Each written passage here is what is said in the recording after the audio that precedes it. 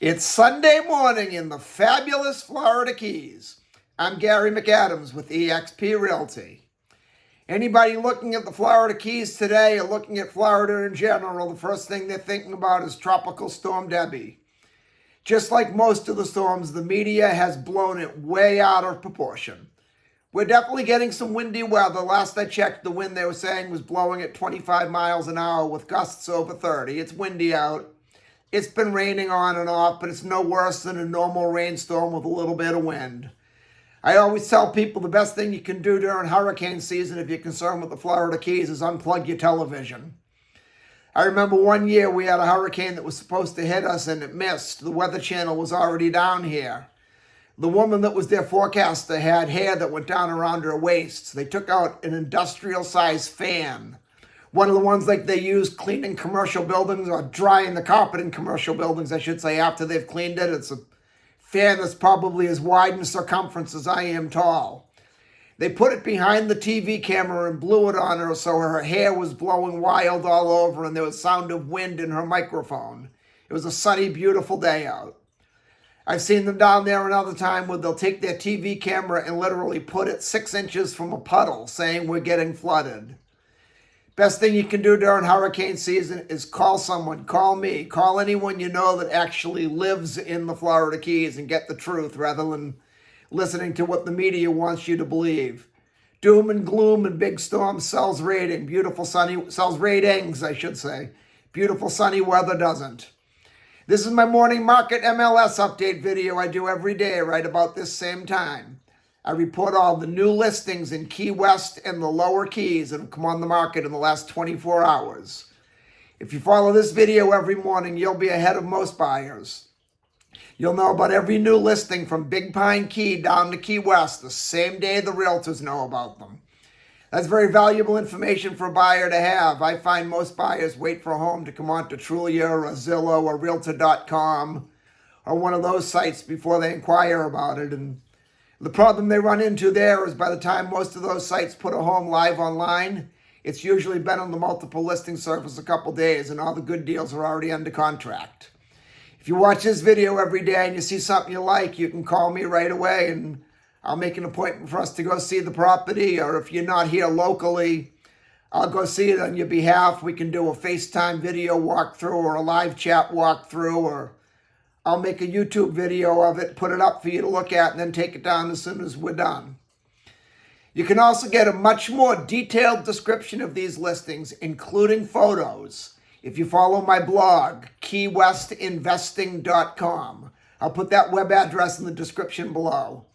I update the blog every day from the Florida Keys multiple listing service. It has a lot more details and photos, a lot more information on the individual homes, any unique features the home might have, things like room uses, room dimensions, photos of the inside of the home, photos of the outside of the home. If the home happens to be waterfront or happens to have a pool, we'll have photos of the water view, photos of the boat dockage, photos of the pool.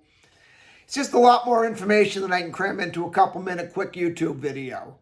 Again, that web address is keywestinvesting.com. And I update it every day from the MLS, and it includes photographs. We have 3 new listings to talk about today. They're all in the lower Keys. There were no new listings in Key West today. Before I tell you about the new listings, though, the state of Florida's legal department makes me cover that boring legal stuff.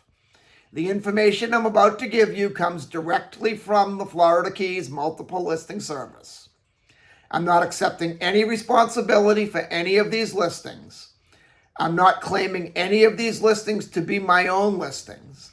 And I'm not accepting any responsibility if there's any inaccuracies in the information I give you. I'm simply reading it to you right from the Florida Keys multiple listing service. The first one we have is a 2-bedroom, 2-bathroom, 888 square foot mobile home condo unit in Harbor Shores on Stock Island.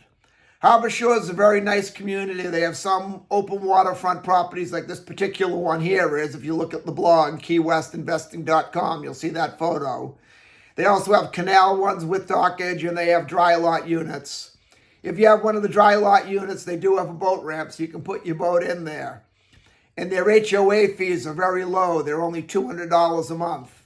It's being offered at $599,000, which is an excellent price for a property. It's less than 2 or 3 minutes from Key West, but yet you're out of Key West with the noise. You're out, you don't even realize you're in Stock Island. People, if you're familiar with Stock Island, you kind of think of it sort of like a city.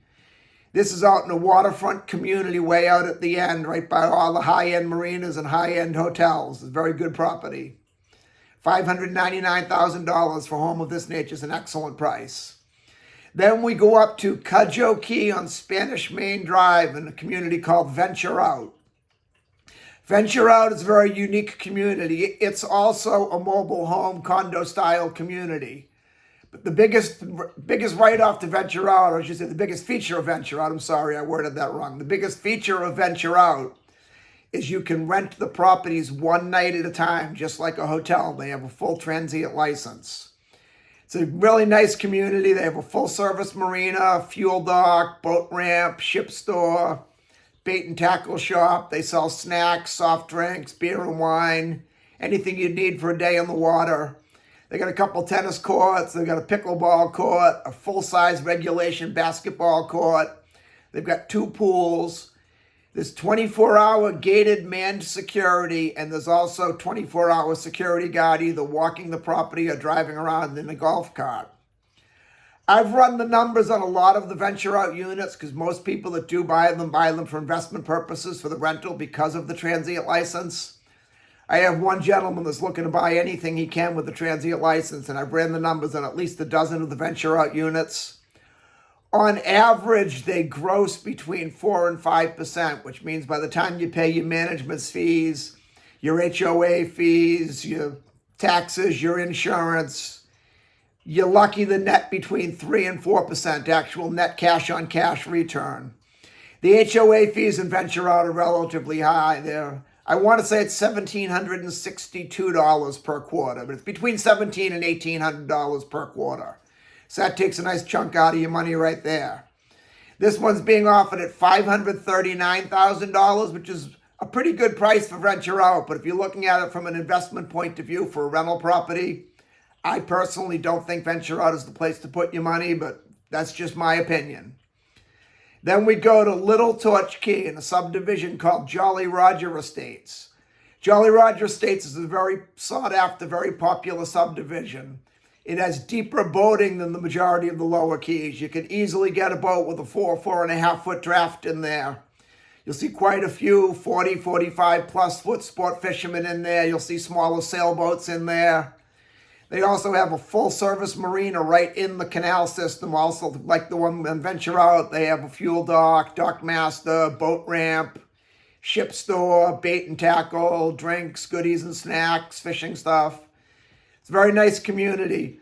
This particular home is actually right on the open water, looking out at Newfound Harbor, which is one of the widest and deepest boating channels in the lower keys. It also faces southeast, which is our predominant breeze in the summer. So you get a nice breeze coming off the open channel every day in the summertime.